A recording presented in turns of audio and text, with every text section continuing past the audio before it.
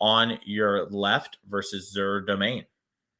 Right. So Celestia Cage is, a deck that we have not seen on camera yet, and a deck that was kind of, started popping up right towards the end of December, beginning of January, right around the Atlanta Spotlight Series. I made a pretty decent run with it in Atlanta myself, and got a lot of new upgrades from Aether Drift, with Bright Glass Gearhulk being the standout one. There's been a lot of talk about this card. I've seen people play it in Modern, and in Standard, it is fantastic. It's a 4/4 for 4, has trample and first strike, and just gets you 2 cards, and 2 1-mana cards specifically. And there's a ton of there's basically a ton of different things you can go get, where you can get Haywire Might for artifacts and enchantments, Duskro's Reliquary to kill any creature or artifact on your opponent's side. You can get a Shard Mage's Rescue for protection. You can even get a Land Mason. You can just go search for a Valkavoth Slayer. So a lot of utility there. And then Casey playing the Zur Domain deck that we've seen a couple of times. Nothing too crazy going on in Casey's list. 2 Day of Judgment and 3 Temporary Lockdown, which we've seen before, the 4 Rides In. So a little bit, more of a business as usual here. But the Cage deck is really just going to be about applying a ton of pressure early. This matchup can be kind of tough at some points, due to the presence of how many sweepers that the domain deck can present, and you are a deck that is playing a lot to the battlefield. So we'll have to see how that dynamic shapes up. But Pop Patch Recruit, good in the early turns, because a lot of cases interaction early is going to be Rides End and things like that. Yep. As we did see turn 1 Elf into Pop Patch Recruit for turn 2, into Up the Beanstalk on turn 2 for Casey.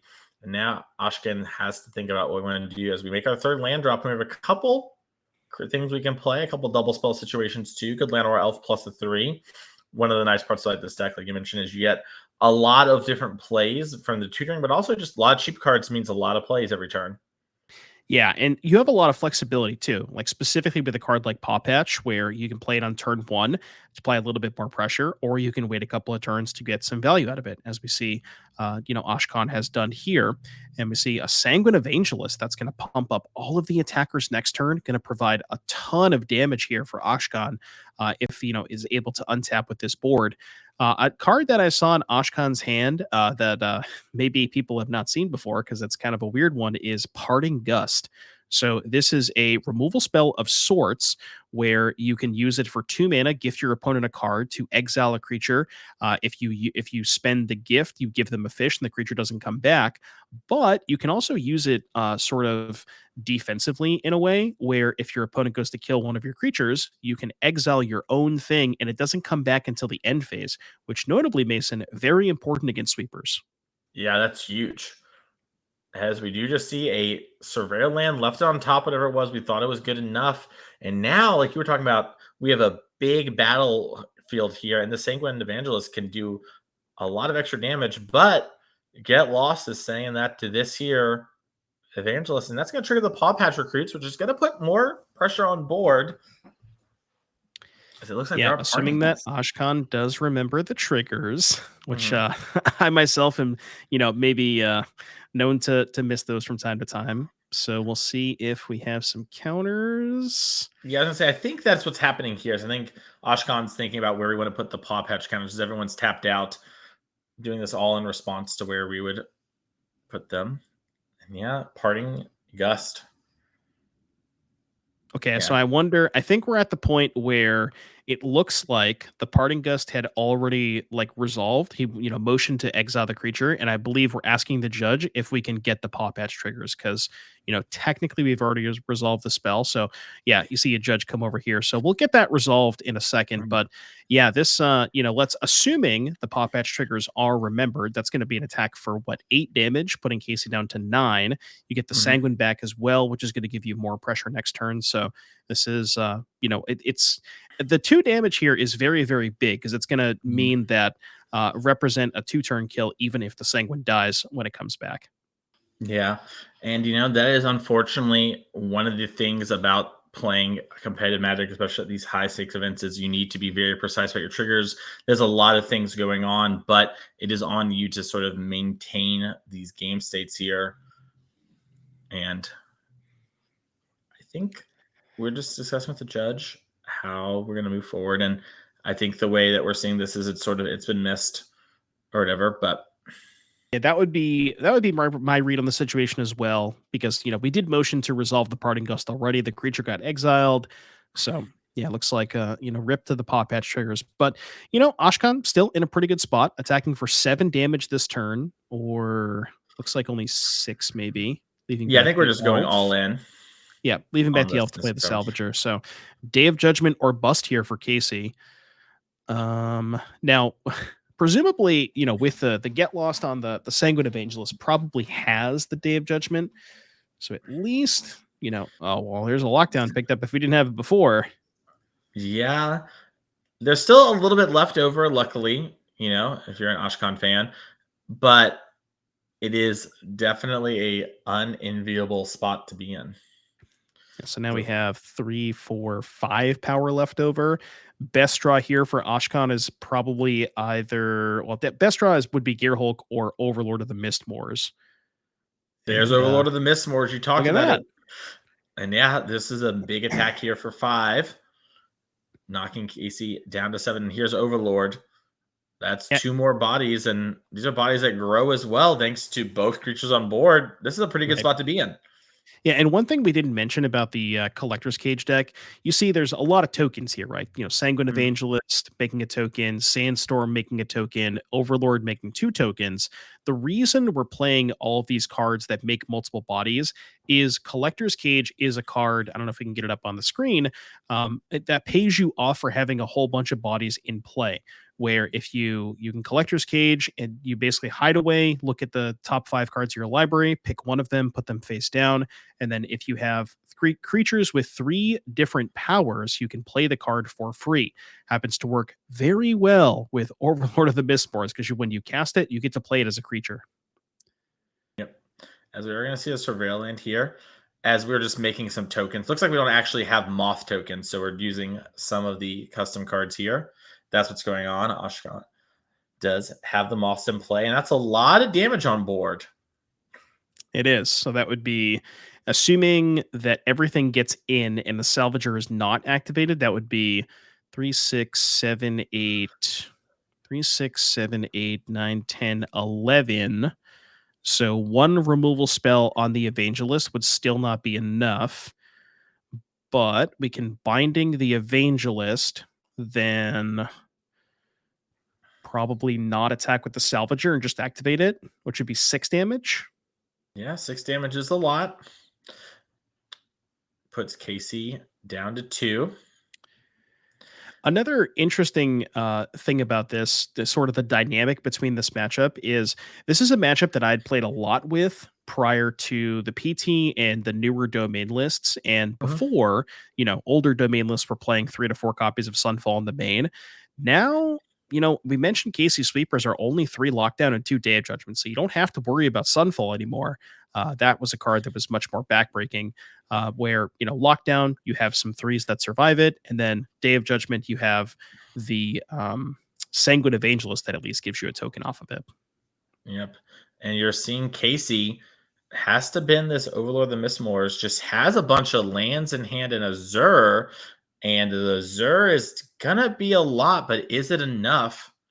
It's coming down. Casey is activating the ley line and attacking for 6. That's gonna put Casey up to 8. Yeah, that's not enough. Just lethal on Well, board, right? the Moss can Oh, get the blocked Zur can by the chump Zur. block. Right. Yeah, so if we draw a removal spell here, it's gonna be huge.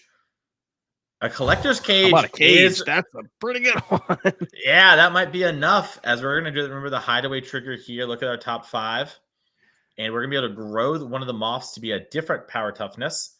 Lots of good hits here, Elf, and Paw Patch, Split Up. That should be enough because you can go to combat, attack with both creatures, activate the Salvager, then before blocks, split up to try to kill untapped creatures. yeah, and that is one of the weird parts of these hideaway cards is you get to do them at weird times sometimes, and Yeah, it's a getting really powerful one. getting to split up at instant speed after you've already declared attacks is one of the coolest parts about this cage deck. It's a line that doesn't come up super often, but when it happens, it makes you feel really smart. Yep. As Ashkan is attacking here, and looks like we maybe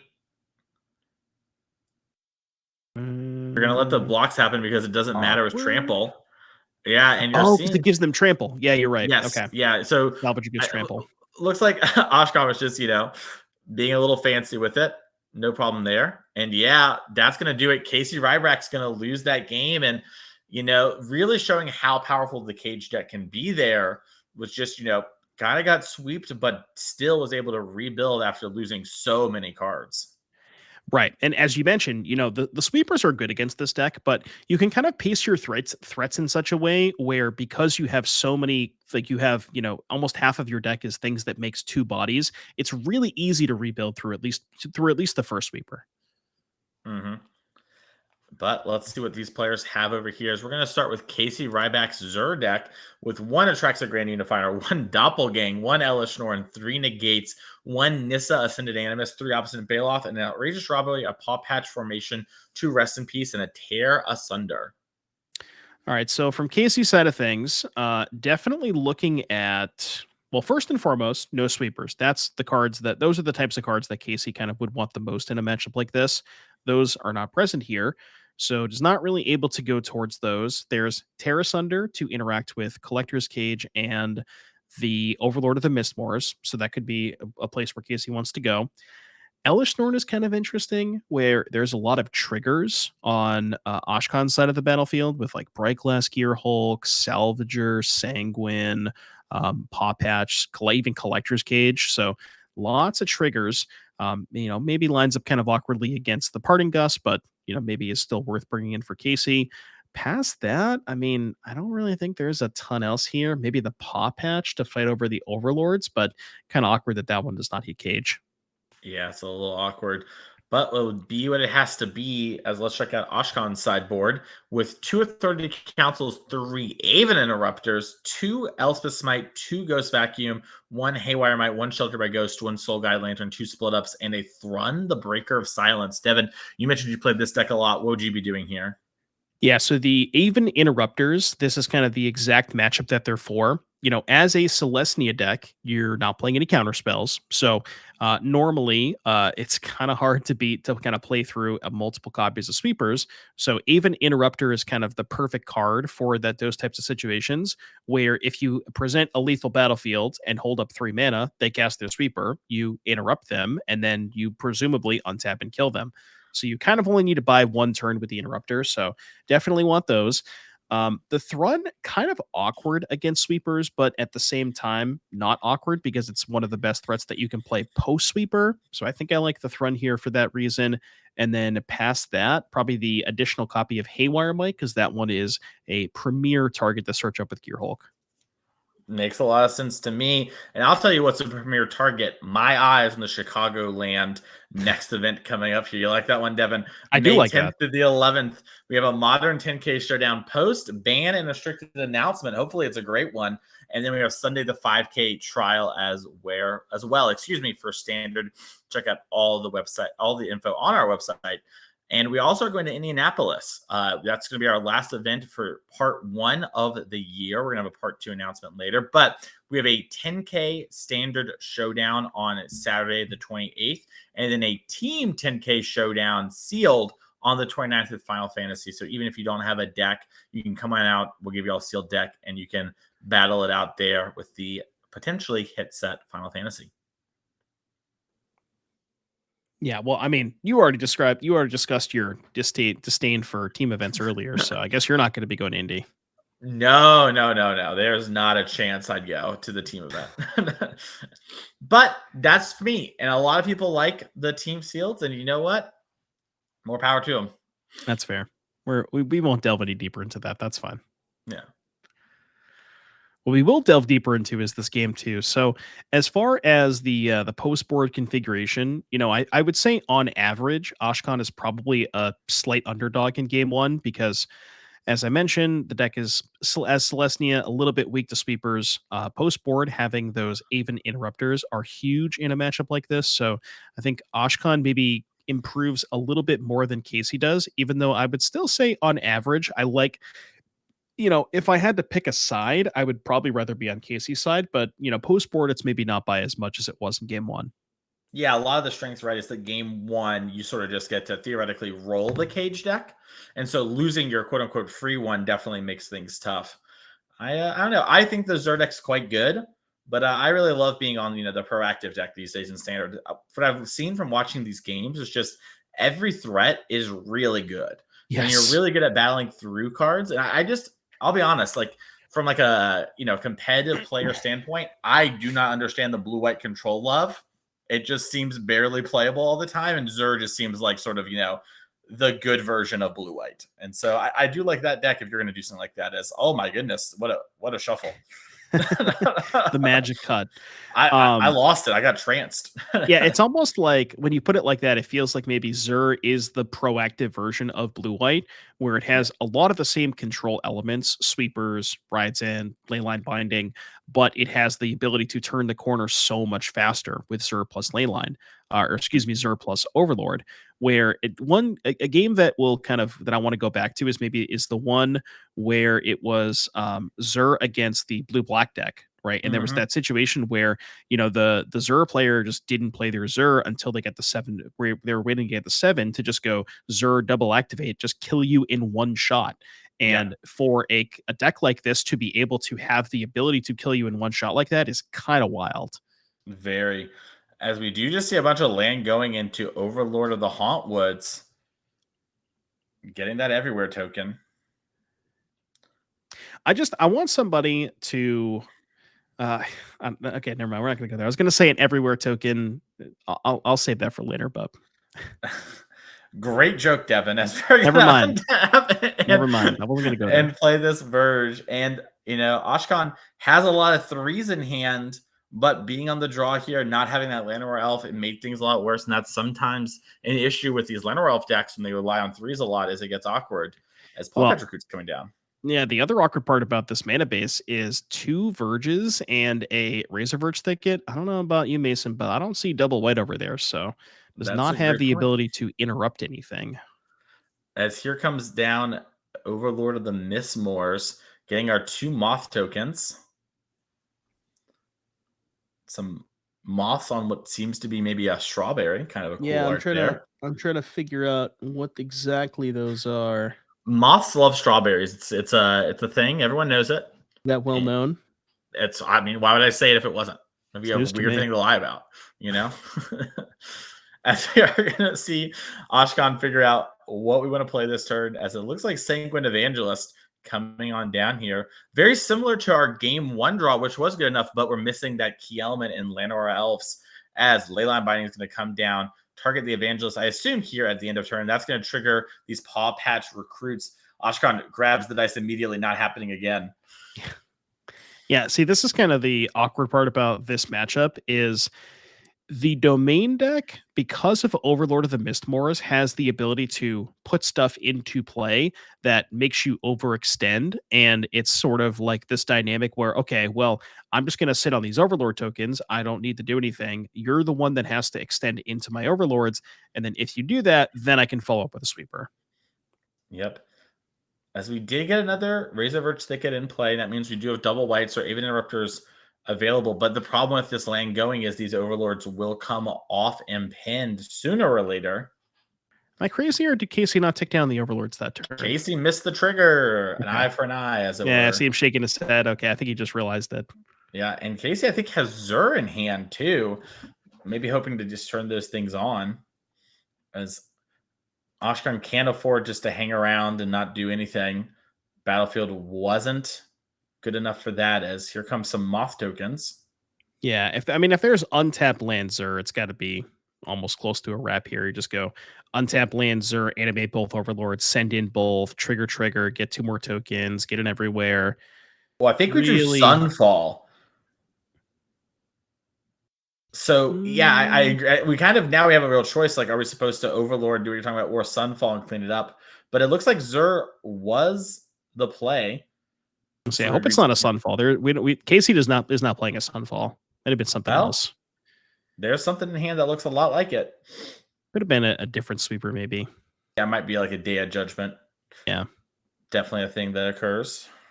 But But yeah, this is a huge attack. These two overlords coming in. That's an attack for 13 damage. Going to gain Casey 13 life. Ashkan does not really have any good blocks. Yeah, I mean, you I have to do respect it. it. Yeah, you gotta do what you gotta do. I mean, You're not block going it. to you're not going to beat the overlord any other way. So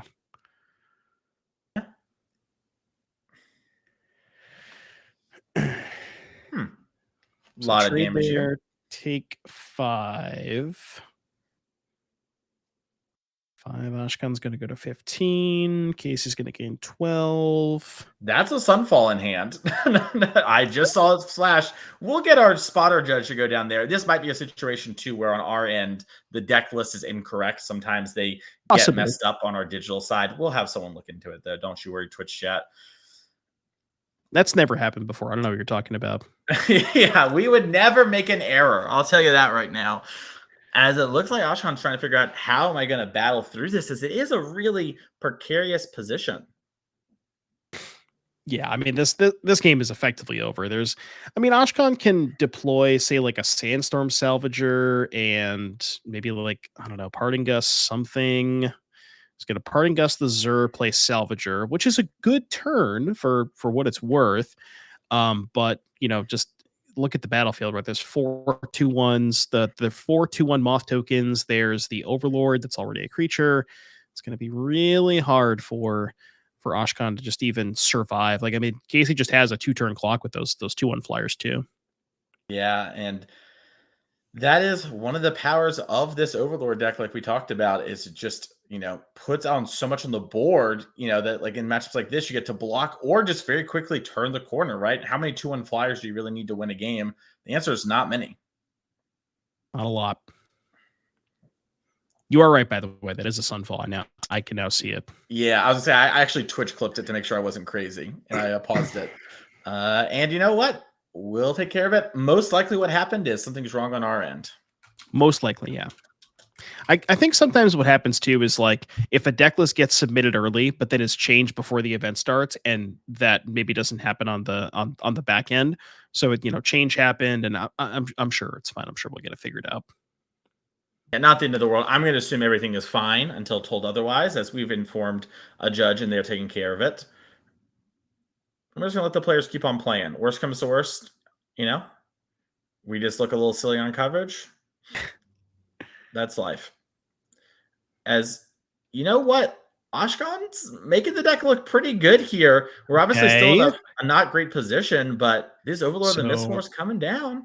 Not the worst. We can trade 2 of our tokens for 2 of Casey's. That means there's only 1 left over. And I mean, we've grinded through a lot of stuff here for Casey, and Ashkan's Overlord is about to come off next turn. So there is potential for Ashkan to get out of this. Surprise! I did not think we'd be here, Mason, but I think I saw a second Zur in Casey's hand as well.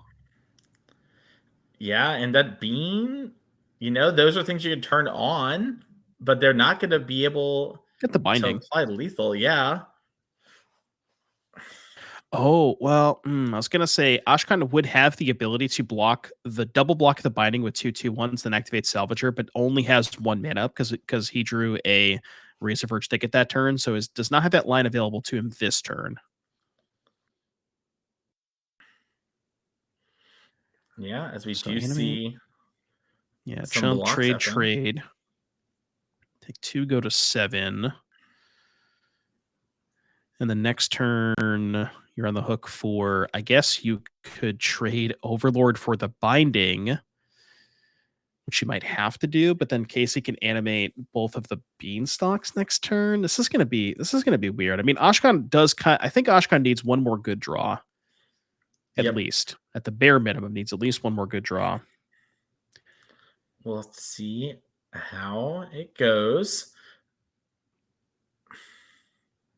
As it looks like we drew a Fountain Port. A good land, but maybe not the land we needed. Yeah, not right now. So I know there's an interrupter. I don't know what the last card is. Looks like a cage, maybe? Or it might be another sandstorm, actually. It is a sandstorm. So sandstorm here, make a 1/1 and a 3/3. end step, animate the Overlord. And now, if you're Oshkon, you have a decision whether or not you want to trade the Overlord for the binding. I guess that's assuming Casey offers that trade. But because Sir gives Tef Touch, Casey could just say, okay, animate bean, send everything. And then yeah, okay, we're not gonna animate the beanstalks. So Huh. here at 6, I think if you're Oshkon, you probably just chump block the binding and then eat the fish, take 3. Okay, we're gonna trade. Interesting. I guess maybe he figures he can trade because you have the other Overlord coming off in 2 turns. So you get the Evangelist back, which gives you a bat to then trade for the 2/1 the next turn. And then you can trade for the Beanstalks with the Sandstorm and the 3/3 if Casey decides to animate those. So you kind of have the board stabilized, but there's that Sunfall that we were talking about. Yeah, there it is. And now the battlefield is no longer stabilized. And I think our judge has finally got over there just in time for the sunfall. Yeah, that's just the way of the world. Yeah, I mean, like you said, I think the most likely scenario is that Mhm. a deck list was updated and just for some reason didn't get updated in Spice Rack or Yeah, whatever. that is That's just fine. 99.9% of people. It's just all accidents. Yeah. But we're going to have to wait a second as, the judge is going to confirm. And it could be a situation where, all we have to do is really just pull up the final submitted one, etc. As it looks like the judge is walking away and everyone seems a little confused. I'm sure Ashkan's very confused. This is Yeah. one of those situations too where the judge has to kind of pause and not give information, because Ashkan's not supposed to know, with this not being an open deck list tournament, what's in Casey's deck. So, for example, Right. if there was a bunch of Sunfalls registered, we don't want him to learn that, like, did you mean to register 3 Sunfalls or whatever, and then Ashkan has that information. And so we are going to see the judge pull Casey away. And speaking of pulling away, we're going to pull away for a second and take a look at our upcoming events while this happens, as we can pull that up on screen here. And first up is May 10th and the 11th in Chicagoland. We have a modern 10K showdown Saturday and a 5K standard trial Sunday. Devin, that's going to be a blast. I can't wait to see what's going to happen. It's going to be mid-modern RCQ Season 2. We have a lot of ReCQs that also go on in these events. So maybe if you don't even want to play the main event, but you want to get some action going, you can head on over to that event if you're in the area, and make sure to follow along here on Twitch as well to not miss any of the action. And then after this, our last event for the year announced is going to be in Indianapolis, for the first half of this year, misspoke there. And that's going to be June 28th to the 29th in Indianapolis. We're going to be having a standard 10K showdown on Saturday and a team trial on Sunday for Final Fantasy Sealed. Yeah. And we've been talking about this event over the past couple of hours here, and just being able to play competitive Sealed. I don't know. I haven't played Sealed in a long time, but I do really enjoy high level Sealed. Just being able to I don't know, make the deck and figuring out what the best pull, and especially for team Sealed, there's a different dynamic where it's you can make. Say you can make 1 extremely good deck and 2 somewhat mediocre decks, but then you can kind of split up the cards a little bit better and maybe have 2 pretty good decks, 1 mediocre deck. So there's a lot of different dynamics involved, specifically with Team Sealed. Yeah, it's gonna be super interesting. And we heard y'all. You love limited. We used to do a lot more of it. God, like 3 or 4 years ago. So we're trying it. If you're a big limited lover and want to see more of it, come on out to Indianapolis. We'd love to have you. We'd love to see that support there. And you can always support the channel by sharing and following us all over social media. And it looks like the judge is still talking to Casey. We're gonna have that happen, but something we are been talking a lot about over these last couple of weeks is Value Vintage. So Value Vintage is one of the side events we have going on for free at all of our events. The format is sort of what it says on the tin. It is vintage, but in a value way. All decks must be under $30. You can scan the QR code on screen to learn more about the format. But what I just told you, Devin's all you need to know to play. Same DNR as vintage, nothing crazy. Just your deck needs to cost 30 American dollars or less. Mason, I'm going to put you on the spot here, okay? If you were going to play a Value Vintage event tomorrow, assuming you know nothing about the format, I don't know what your knowledge is. Basically. Give me what do you think like in terms of off the top of your head, what do you think would be like the best deck to play at a reasonable, like a budget point like that? Dredge. That's what I was gonna say. You took my Yeah, answer. I'm pretty sure Dredge is just Madness Bizarre. And obviously, you don't get the sideboard cards, which honestly might be a huge issue. I don't know enough about the format. It could Yeah, be a situation where the sideboard cards like that are good are super cheap, and I don't have my Force of Vigor type cards, right? So that's pretty high on my list. Luris is on screen is also pretty high in my mind, as a thing that is like, hey, that sounds pretty good to do. And then last but not least, I think the like Uro interactive piles seem pretty good. My real question is just like, is the interaction, good enough to keep up with what people are doing in Vintage? Vintage is sure. actually, in general, Devin, it's the one blind spot I have in Magic. It's a format I've played one challenge of that I did, Hmm. during the pandemic with some friends because they needed to fire, and I've played 4 matches of Vintage and that's it. So in general, my Vintage knowledge is like bare bones, as we are going to actually come back here to the booth because Casey did have a deck registration error that is going to lead to a game loss, which means Akshan is going to move on to 4-1. An unfortunate turn of events, but luckily we're able to catch it now, all things considered. But we do have more Magic for you, Devin. So we're going to try and get our backup feature match going here. And as soon as we do, we'll cut to it. But the Cage deck looked pretty good, all things considered. I mean, it battled through a really tough spot there and put up a good fight. Yeah, and I mean, that would have been a very interesting game to see how it concluded because it was very cool to see Ashkan kind of grind through a lot of those overlords and was able to keep a pretty reasonable battlefield throughout all of that. So, congrats to Ashkan here, moving on to 4-1. And we move to our backup match where we see some 4-0 players. Andrew Ellenbogen, you may have heard him before. He won a Pro Tour. He's playing Gruul Mice. And Garrick Alford, who we saw in round number 1, I Mm-hmm. believe, playing Azorius Control. Yeah, I was gonna say, speaking of a battlefield, here's two people who we see a lot and doing very well normally and doing it again today. Like you mentioned, Andrew Ellenbogen, Pro Tour champion, and someone who's played in our champs a couple times and wants to play it again. And Garrick here on your left, our MVP from last year, did the best of all our players across all our events and wants to make it back to champs here and is starting off pretty well. Yeah, now as far as this matchup is concerned, this is a matchup that we're probably going to be seeing quite a bit of because we actually have two Azorius control players doing very well. Both Garrick and Sean Gallagher are both 4-0. So this matchup comes down to sweepers, as you can imagine. Gruul, the deck that wants to play a bunch of creatures. And what sweepers does Garrick have? Garrick has 3 copies of Day of Judgment and 3 temporary lockdowns, so 6 total. Specifically, lockdown is very important because you can have those aggressive starts with hero into Manifold Mouse. Not only does lockdown come down a turn early, but it also exiles the Manifold Mouse, so you don't, or excuse me, the Heartfire, so you don't take damage off of it.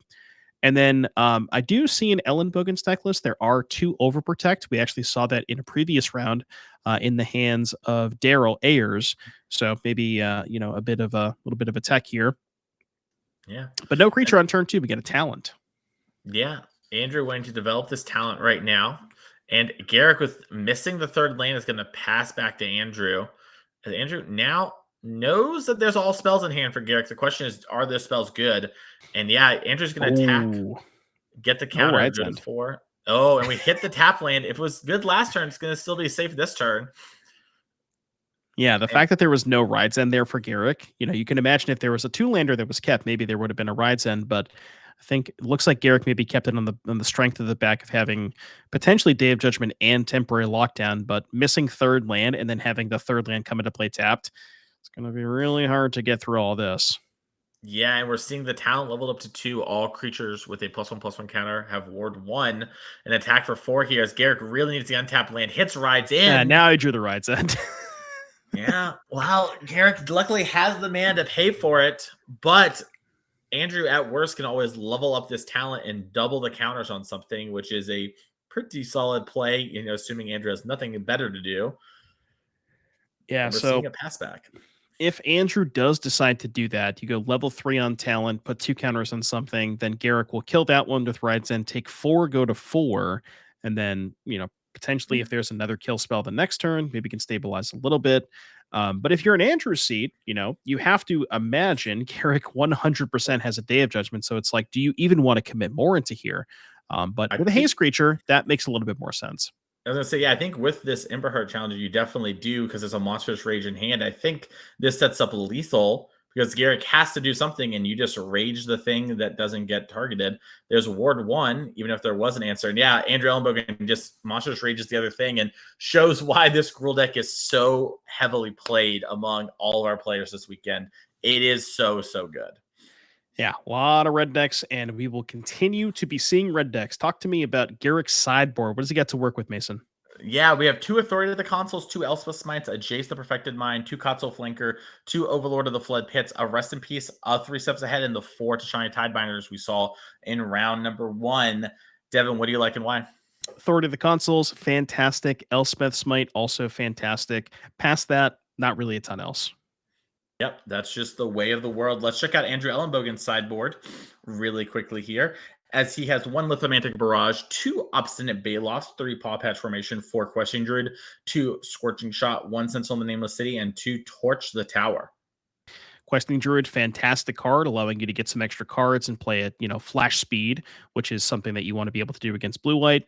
Sentinel of the Nameless City, additional threats, always good. And then probably Paw Patch to kill the lockdowns. But past that, doesn't really have a ton else. Yeah, well, let's head on back to our feature match areas. This is a time-shifted match, so we can get right into the playing. As Garrick is going to play a Restless Anchorage and pass the turn, Andrew Ellenbogen's going to get a higher claw on the board off that Copperline Gorge. Seacrum Coast passing back. We'll see if Garrick has any mana problems this game. Definitely had some last game. That third land missed for a couple turns, came into play tapped, and then was just a little bit too far behind. I see some more lands in hand for Garrick this time, so has the mana covered. As far as spells are concerned, I believe it might be Beza Overlord. Think. Sounds right to me. As Ember Heart Challenger comes down, an attack for 4, all things considered, with a higher claw trigger. Garrick's going to hold up the mana and pass the turn back to Andrew. Andrew knows next turn is when the Day of Judgment's online. It's going to play the Screaming Nemesis, though. An attack in here for 7 total. Not Garrick's 9. Oh, excuse me. Console Flanker's coming in. The flanker. So gain a little bit of life, do a little bit of scrying, and then can trade for presumably the challenger. You don't really want to trade for that nemesis. Let's see. It looks like 1 bottom, 1 top. But yeah, this is pretty good situation for Garrick. Then you can go trade for the challenger. Next turn, play the Beza, gain the 4, deploy the 2 tokens. You still don't really want to block that nemesis quite yet. Or really ever, as we see a Ride's End here. So just clean it up nice and clean it up. And main phasing that makes a lot of sense because you don't want to give Ellenbogen the chance to untap and deal 2 damage to it with a Torch the Tower or a burst shock grenade like that. Because then that would burst lightning. That would turn off the life gain for the rest of the game. Yeah, and 3 higher claws here. They're all going to trigger on this attack. And I imagine Ellenbogen might even consider pumping, but at worst is going to be 4 damage, knocking Garrick down to at least 10 before damage. And you see Andrew is going to put the counter for 2 more damage total for 8 to Garrick. And that's lethal next turn if we don't do something. This red deck is getting, you see Andrew and Garrick know each other well. Andrew laughing a little bit at how much the claw is in demand. As Garrick's scratching the head on the 4 mana, that's not going to be a Day of Judgment, but it is going to be an Overlord of the Mistmores, putting in 2 2/1s. Yeah, no Day of Judgment, no Beza, and this is going to be a really awkward position if Andrew has a Monstrous Rage in hand. Because then whatever gets blocked is just going to get raged, and going to be a lot of damage here. I mean, Garrick's on the hook for at least 3 minimum. Yeah, and at 8, our life totals haven't quite updated because this is a time shifted match. Sometimes that happens, our mistake there. But yeah, I mean, Garrick's at 8 right now, not actually 13, going to be at 5 from the triggers. Means we're at 3 if we decide to pump one of the higher claws. Yeah, and Garrick feels a little... And I mean, even if Andrew has nothing, you can just go pump the ones that got blocked. Yeah. Yeah, I like this. Just chump block, take 2, go to 3. You have lethal even without connecting with any of your creatures. If you just turn them sideways, they're lethal. And the ridgeline too. Yeah, Russell's Ridgeline means that we're gonna need something like Demolition Field and a Wrath if we're gonna win, but we don't have that in stock up. It Yeah. can make miracles happen, but I don't know about this one. There is a lockdown, but the creature land is so good. And yeah, Garrick's smiling. He's like, I can beat a lot of it, but not all of it. And that's been the story of these control decks this weekend. They do a pretty good job of stopping the first wave, but the second wave gets them so often. As Andrew just says, I'll activate an attack, and Garrick goes, hey, that's a good play. I'll concede. And Andrew Ellenbogen moves on to 5-0. One more round before we can start maybe thinking about drawing that kind of stuff. But Devin, speaking of rounds, that's going to do it for you and I today, as that was our last round in the booth. It is. We got to see a lot of awesome decks on camera, a lot of red decks, but there was some decent spice along the way. The cage deck looked pretty good at 4-1, and both Garrick and Sean doing very well with blue away control. But I think the talk of the town so far has been how dominant these red decks are. They're really good. And I'll tell you what's else going to be the talk of the town. Tomorrow, you and I are both going to be back at different points in the booth. We have Pioneer, so make sure to follow that. We don't miss any of that. We're going to take a quick break, and we're going to tag in Corbin Hostler and Ross Merriam to take you all home for the rest of the day. We'll see you very soon.